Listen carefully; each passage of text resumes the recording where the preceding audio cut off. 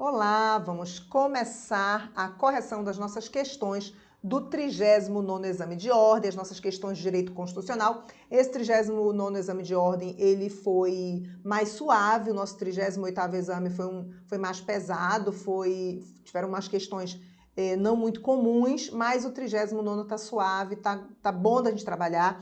Vou logo colocar na tela para a gente começar nossas questões, tá? 39º exame. Começando na questão de número 11, não é? A gente tem nosso direito constitucional começando na questão de número 11.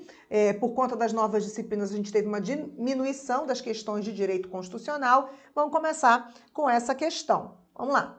Emenda à Constituição inseriu novo direito social na Constituição Federal de 88. Então, a gente tem uma emenda que inseriu um novo direito social na Constituição de 88.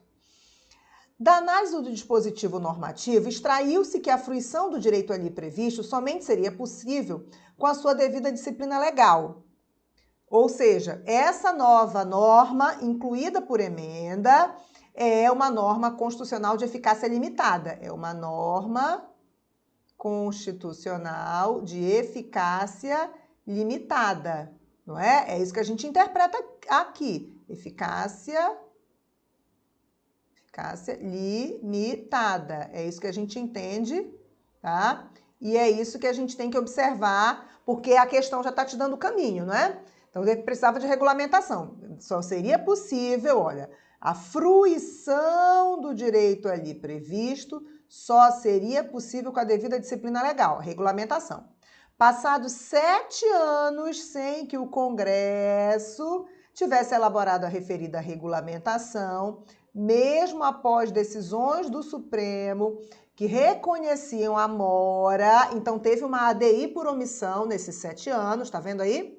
E determinavam o prazo razoável para a edição da norma regulamentadora. Fernando, que entende fazer jus a tal direito, procurou você, como advogado ou advogada, a fim de saber se há alguma providência judicial a ser tomada para que possa usufruir do direito constitucionalmente previsto. Na cara aí a questão. Aqui em cima a gente já estava começando a saber a resposta, não é? Mas aqui já está prontinha a resposta, na ponta da língua. Sob a hipótese, de acordo com o sistema jurídico constitucional vigente, assinale a afirmativa que apresenta corretamente a sua orientação. Olha só.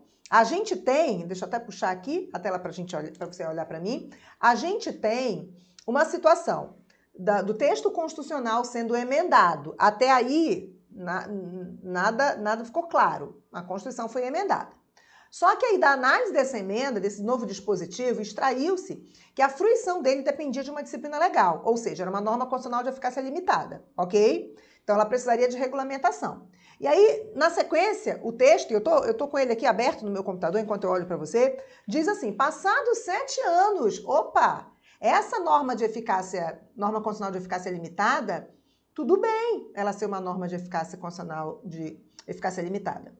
A questão é que tem que haver uma regulamentação. E aí a omissão do Congresso em regulamentar é o que a gente chama de síndrome da inefetividade das normas constitucionais de eficácia limitada. Lembra disso? A síndrome da inefetividade das normas constitucionais de eficácia limitada é uma, entre aspas, doença, é uma síndrome das nossas normas constitucionais e que a Constituição de 88 buscou sanar, buscou coibir com 2 instrumentos jurídicos, a ADI por omissão e o mandado de injunção. Então, quando a gente diz aqui, lendo aqui para você, tá?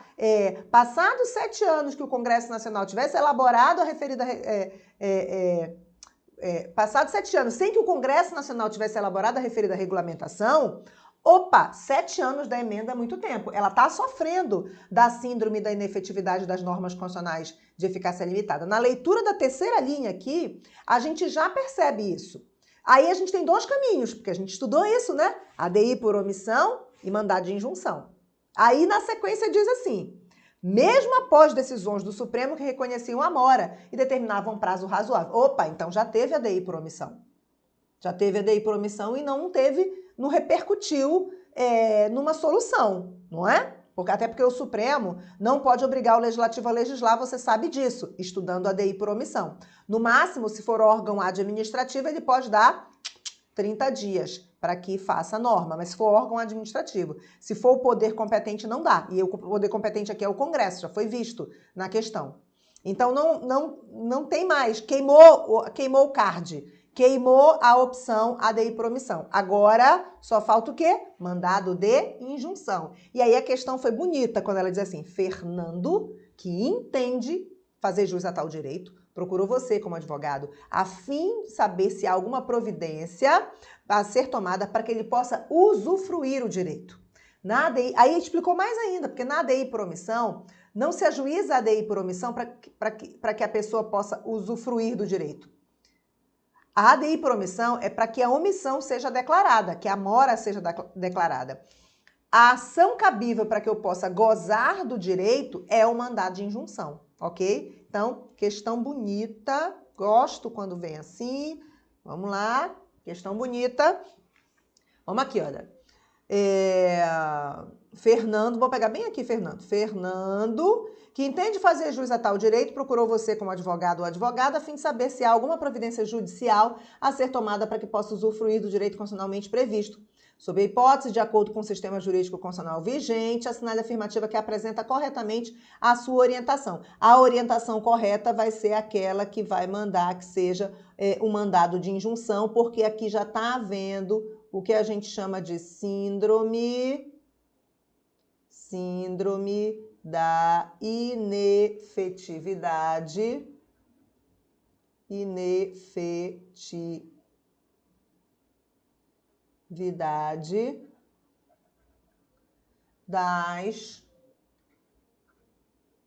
nesse caso da norma constitucional, mas das normas, aqui no plural, de eficácia limitada. Eu vou reduzir aqui o nome de eficácia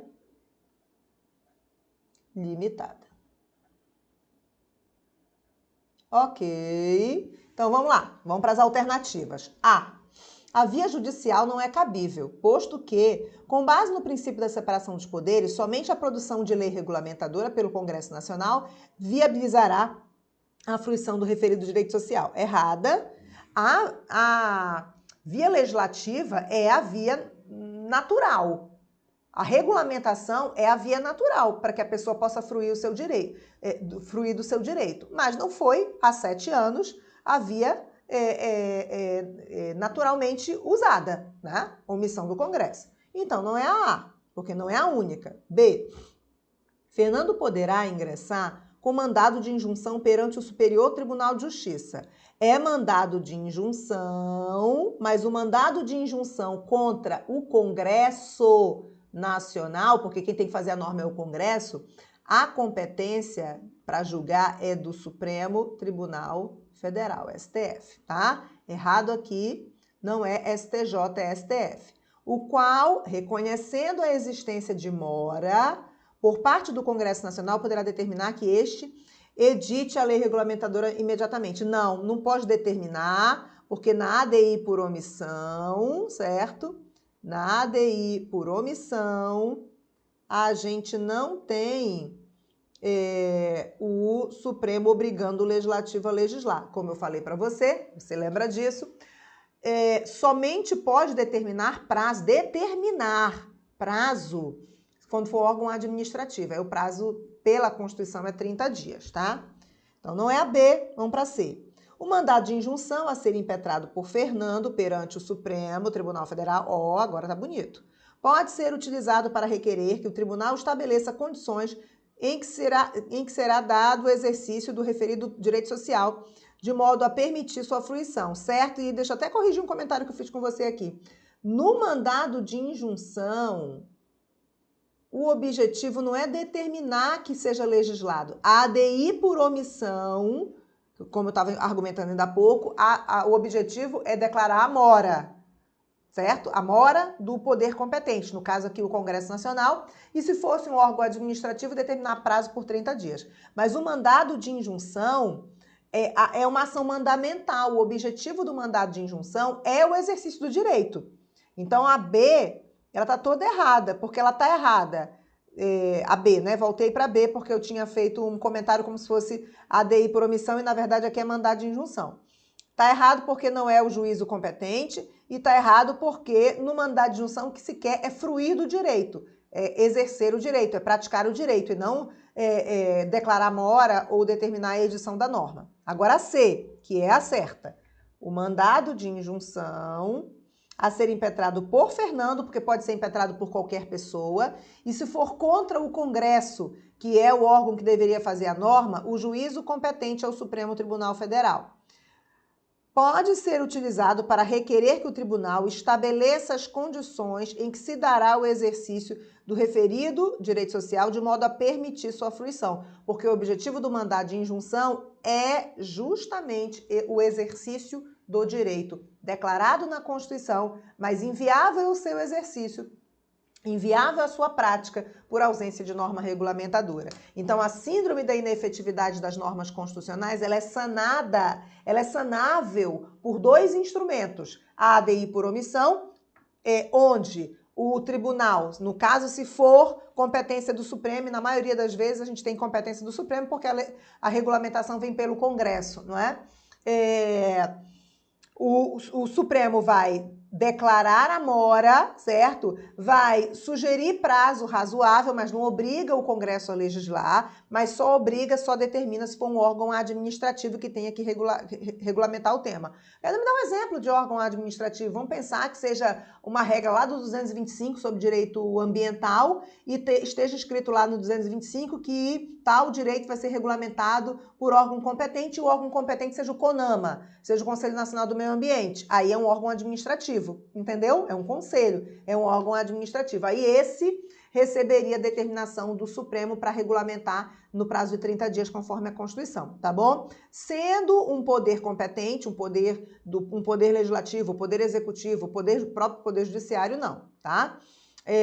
Agora, o outro instrumento é o mandado de injunção. O mandado de injunção pode ser ajuizado por qualquer pessoa, diferente da ADI por omissão, que os legitimados só são aqueles lá do 103, o mandado de injunção é qualquer pessoa que pode ajuizar, ajuiza contra quem deveria fazer a norma, o impetrado é quem deveria fazer a norma, nesse caso é o Congresso Nacional, e sendo, certo, o Congresso Nacional o impetrado, o juízo competente é o Supremo Tribunal Federal e a decisão do mandado de injunção, ela garante a prática do direito, ela garante o exercício do direito. Letra C está perfeita e a gente pode até colocar aqui o fundamento, que é justamente o artigo 5º, inciso 71, que é o inciso do mandado de injunção. Sem mistério, tá? Questão facílima. E a D, para a gente finalizar essa questão, Fernando tem a possibilidade de ajuizar uma ação direta de inconstitucionalidade por omissão perante o Supremo Tribunal Federal, requerendo que o tal tribunal promova sua implementação imediata para todos e que façam jus ao direito social. Primeiro, Fernando não é legitimado pelo artigo 103 para ajuizar a ADI por omissão. Não há empecilho de uma outra ADI por omissão ser ajuizada, mas ela já foi ajuizada antes no comando. Pode ter mais de uma ADI por omissão, nada impede, mas não é o caso aqui. E outra, a ADI por omissão, ela não é para exercer, para fruir, para fazer jus ao direito. Ela é para declarar a omissão inconstitucional. Então, D não pode, A não pode, B não pode. Na nossa 11 só pode letra C. Vamos para a próxima. Questão 12 vai dizer o seguinte: o presidente da República promulgou Lei Federal XX de 2022, versando sobre certa matéria que também poderia ser objeto de medida provisória. Tal lei vem sendo aplicada normalmente por diversos órgãos judiciais e administrativos do país. No entanto, convicto da inconstitucionalidade da Lei Federal XX de 2022, um legitimado resolveu ajuizar a ação direta de inconstitucionalidade, ADI, perante o Supremo Tribunal Federal contra o referido diploma. Então, foi ajuizada uma ADI contra uma lei federal, tá? Ok. Contra o referido diploma. No julgamento da ADI, o plenário do STF resolve, por maioria absoluta de 6 ministros, são 11, então 6 a maioria absoluta de 11, julgar procedente o pedido e declarar a inconstitucionalidade da lei federal. Então, a lei federal foi declarada inconstitucional, foi expurgada do ordenamento jurídico, tá? Com base na situação hipotética apresentada, assinale a opção que está de acordo com o sistema brasileiro de controle de constitucionalidade. Então, houve uma ADI contra uma lei federal, essa lei federal foi declarada inconstitucional e ela foi retirada, expurgada do ordenamento jurídico. Vamos lá. A decisão final de mérito do STF no julgamento da ADI em tela vincula todo o Poder Judiciário, incluindo o próprio pleno do tribunal. Não, tá? A decisão final na ADI, ela tem efeito vinculante erga omnes. Então, ela vai vincular a administração pública direta e indireta, federal, estadual, municipal e distrital. Ela vai vincular o Poder Judiciário abaixo do Supremo, mas ela não vincula o próprio Supremo, porque o Supremo ele pode superar a sua própria jurisprudência. Ele pode, numa outra ação, superar o seu entendimento, mudar o seu entendimento. E a decisão também não vincula o poder legislativo na sua função legislativa, entendeu? Então, essa decisão até vincula o poder legislativo na sua função administrativa. Digamos que essa lei federal XX de 2022 seja uma lei que discipline sobre alguma questão administrativa do serviço público e que essa lei também se aplica ao serviço público na parte administrativa do Congresso. Então, sendo declarada inconstitucional, essa lei não vai ser mais aplicada. Digamos que seja algum procedimento sobre, sei lá, férias dos servidores públicos federais, por exemplo, ok? Algum procedimento na concessão das férias, tá? Um dispositivo da 8112, por exemplo, que rege os servidores públicos federais. Então, neste caso, vai reger o Poder Legislativo como administração pública, mas não vincula o Poder Legislativo como Poder Legislativo, como Poder Legiferante. Ou seja, o Poder Legislativo pode legislar logo em seguida e superar a jurisprudência do Supremo. E como a gente vê isso no dia a dia, tá? Vamos lá. B de bola. O presidente da República poderá editar medida provisória sobre a matéria porque, ao exercer função legislativa, não está vinculada à decisão definitiva de mérito do STF proferida em sede de ADI. Certo? É letra B. E foi por isso, eu não comentei com você, mas foi por isso que a FGV, aqui no início, ela colocou assim: o presidente da República promulgou a Lei Federal XX, versando sobre certa matéria que também poderia ser objeto de medida provisória.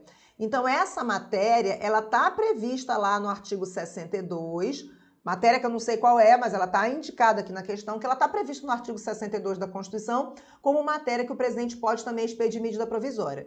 Então, quando o presidente expede medida provisória, ele está exercendo uma função atípica do Executivo, porque não é típico do Executivo legislar, ele está exercendo uma função atípica, mas ele está exercendo uma função legiferante, ok? Então, relendo a letra B, que é a nossa certa. O presidente da República poderá editar medida provisória sobre a matéria. Ele pode editar medida provisória sobre a matéria? Pode. Por quê? Porque ao exercer a função legislativa, não está vinculada à decisão definitiva de mérito do STF, proferida em sede de ADI, ou seja, vai haver aqui a superação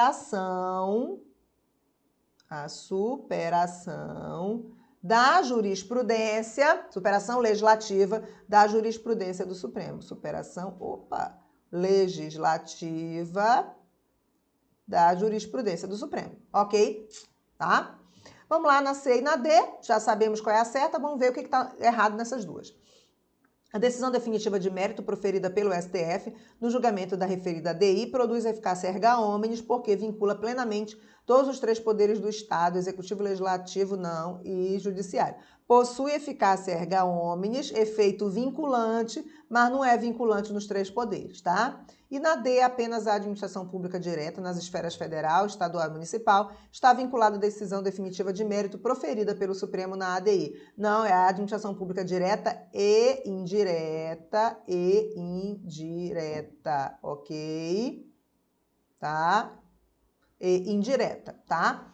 Então, nossa questão 12 é letra B, tá? Superada, tá tranquila essa questão. Vamos passar para a próxima, questão 13. A questão 13 diz o seguinte: À luz de um caso concreto que envolvia um cliente do escritório, 2 advogados iniciaram um debate sobre a relevância do instituto da súmula vinculante, tá? Artigo 103b, não é?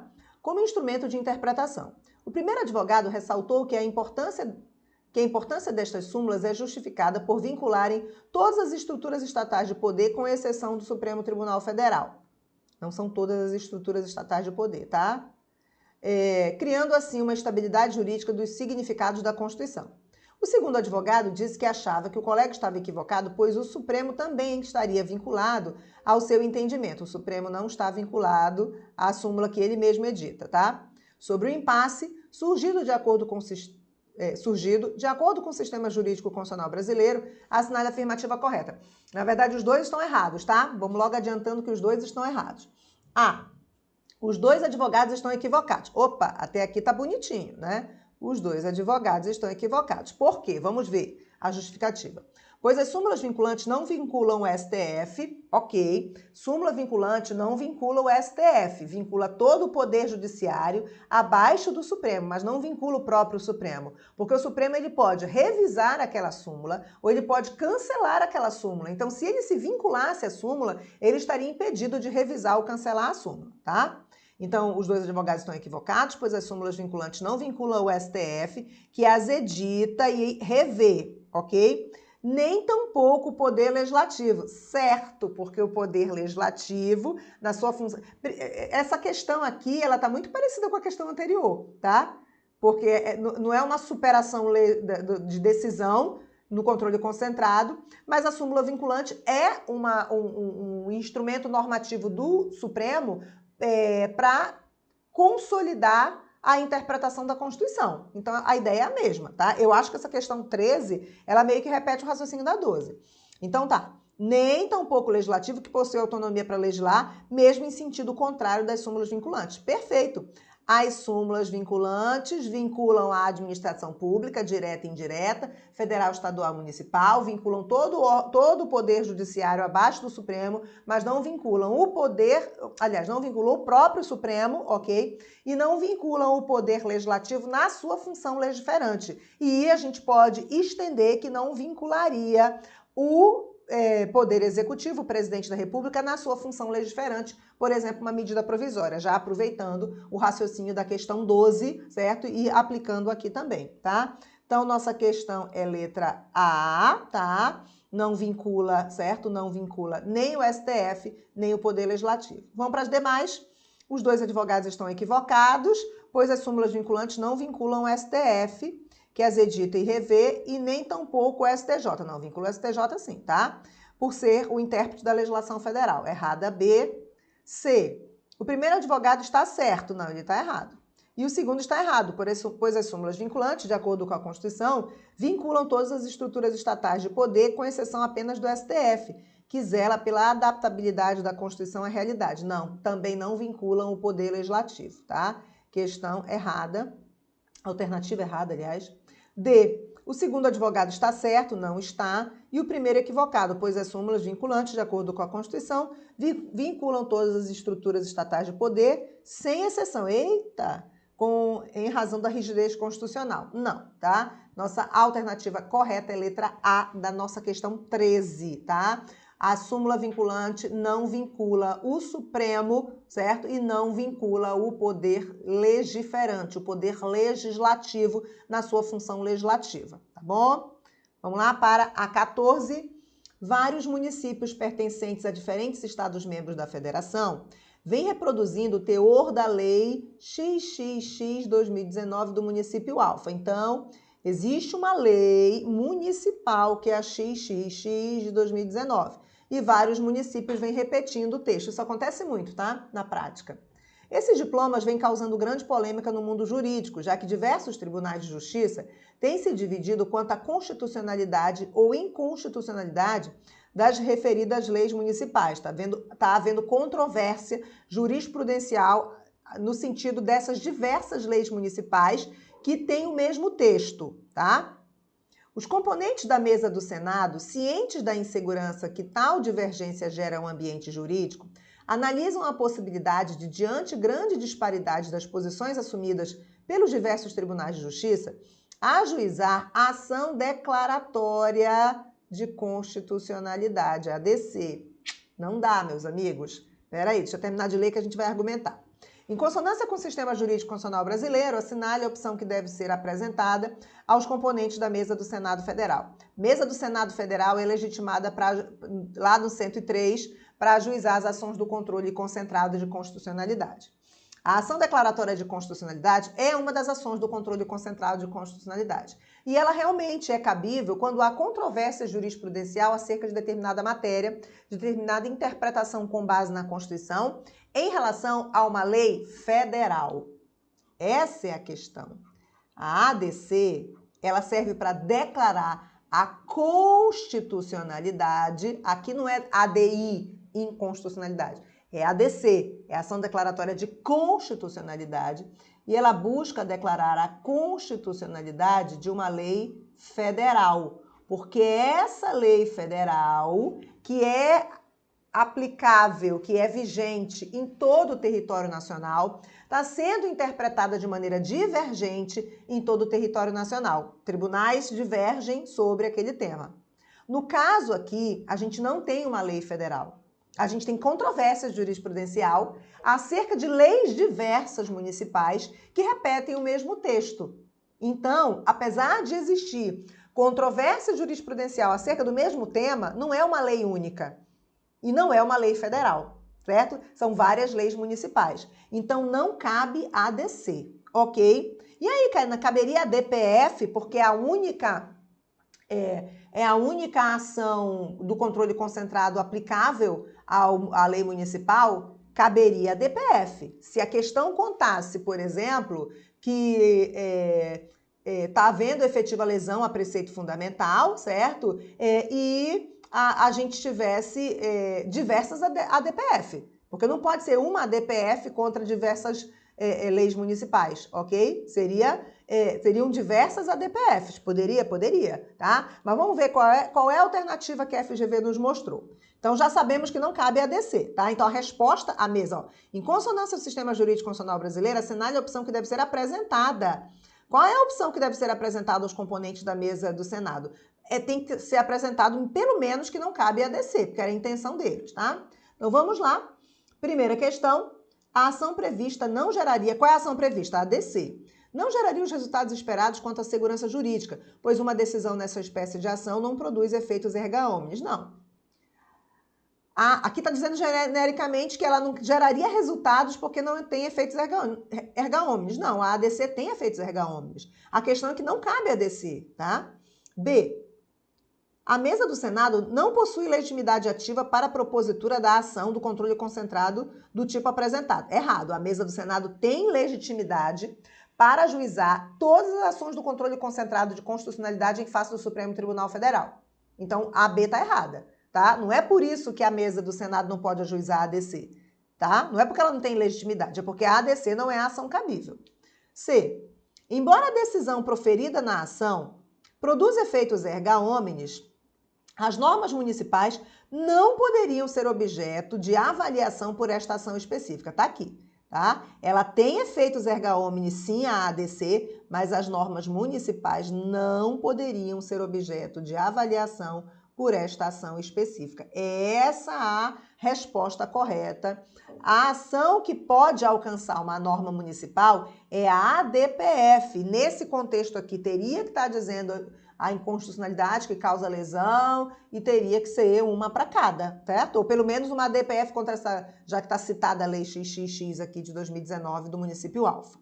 Então, a letra C e a D. A lei XXX 2019, em razão de natureza do ente federativo que a produziu, somente poderia ser objeto de análise pela via do controle difuso de constitucionalidade. Não, poderia ser pelo controle difuso e também pelo controle concentrado através da ADPF, havendo lesão ao preceito fundamental.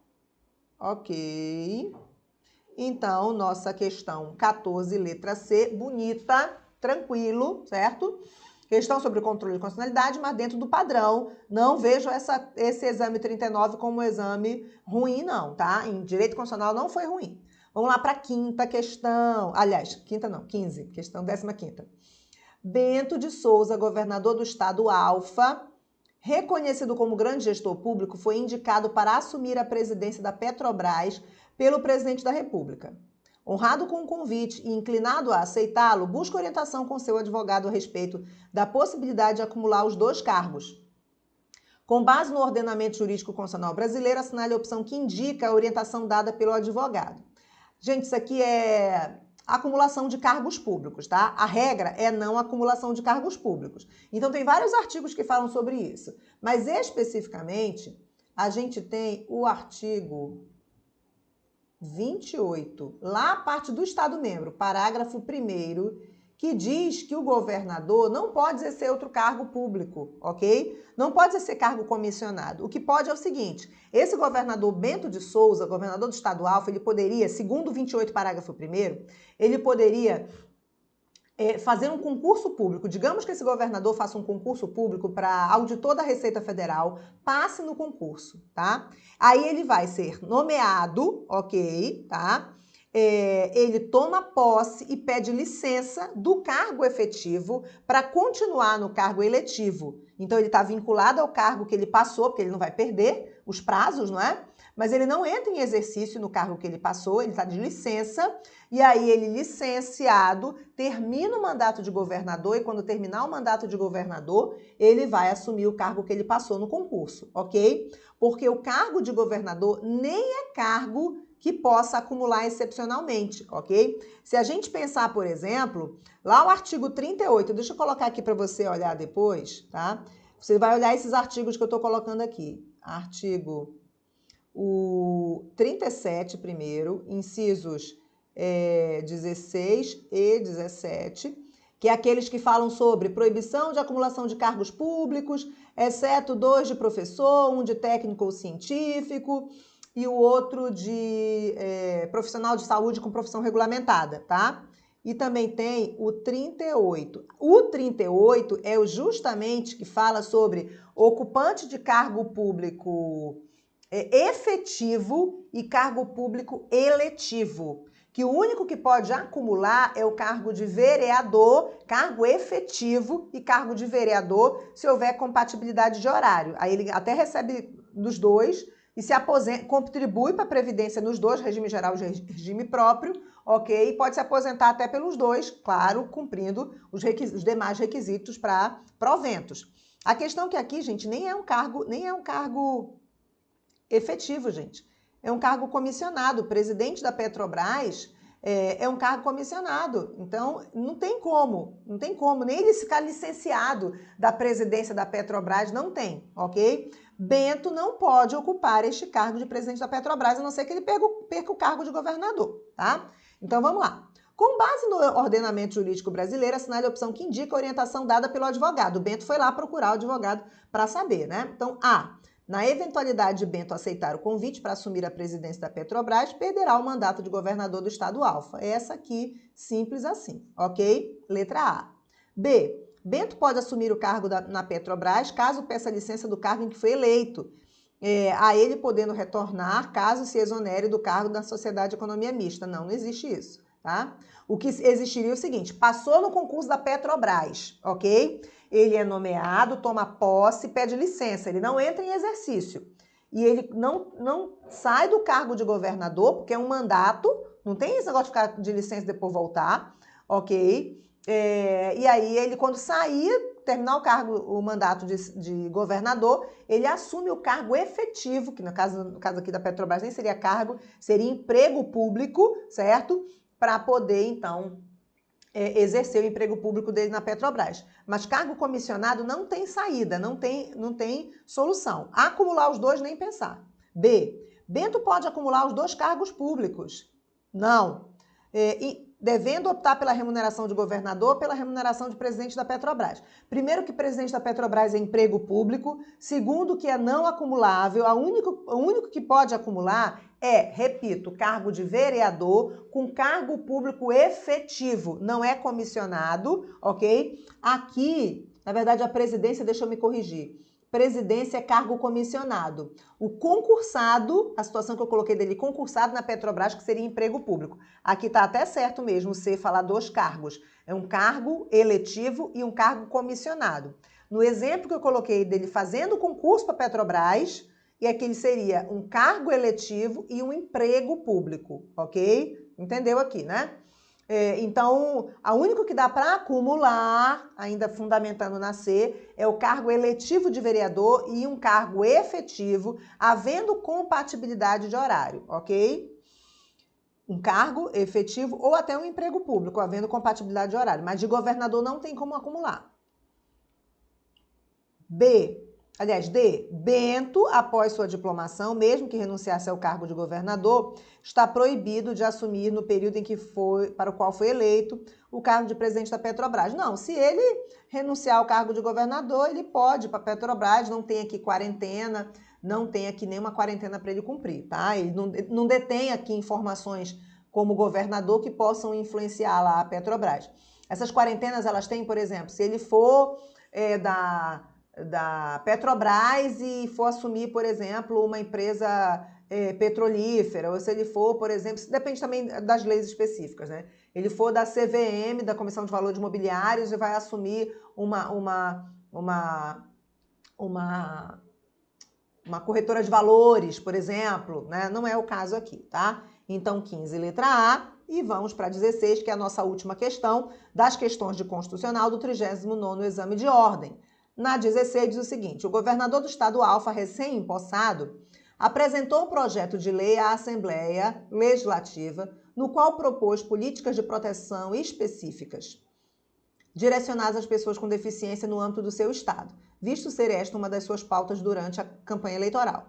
Com base na situação hipotética narrada no sistema jurídico constitucional brasileiro, em relação ao projeto de lei, assinale a opção correta. Então, o governador do estado Alfa, recém-empossado, apresentou o projeto de lei à Assembleia Legislativa, o qual ele propôs políticas públicas de proteção específica direcionadas às pessoas com deficiência no âmbito do estado, tá? Porque seria uma lei estadual, visto que essas eram uma das pautas da sua campanha eleitoral.